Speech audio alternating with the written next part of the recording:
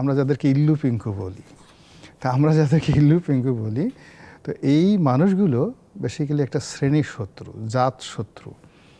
এবং এদের, আপনি যেহেতু ডাক্তার মানুষ, সম্ভবত এদের ডিএনএতে কোনো প্রবলেম আছে।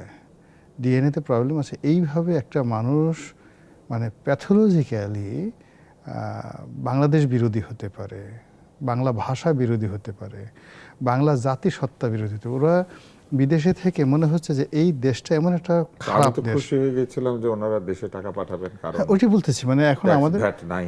আপনি সেটা হলো যে আমার কাছে মনে হচ্ছে যে ট্যাক্স ফ্রি ইনকাম তো খুব কঠিন ব্যাপার। জনাব তারেক সাহেব যদি এই সমস্ত বাইরে থেকে যারা এই ধরনের লোকজন মানে গুজব ছড়াচ্ছে, তাদেরকে যদি বলা হতো যে তাদেরকে ভিভিআইপি প্রোটোকল দেওয়া হবে, এসএসএফ দেওয়া হবে, তবু তারা বাংলাদেশে আসুক, এবং রাষ্ট্রের পক্ষ থেকে প্রতি মাসে তাদেরকে 1 কোটি করে টাকা ভাতা দেওয়া হবে যে বাবাগো তোমরা এগুলো বন্ধ করো, তবু এটা তাদের জন্য উপকার হবে। এর কারণ হলো এরা এই শ্রেণীর শত্রুটা এমন একটা পর্যায়ে চলে গেছে, পার্লামেন্টে এখন এদের জন্য আলাদা আইন করতে হচ্ছে।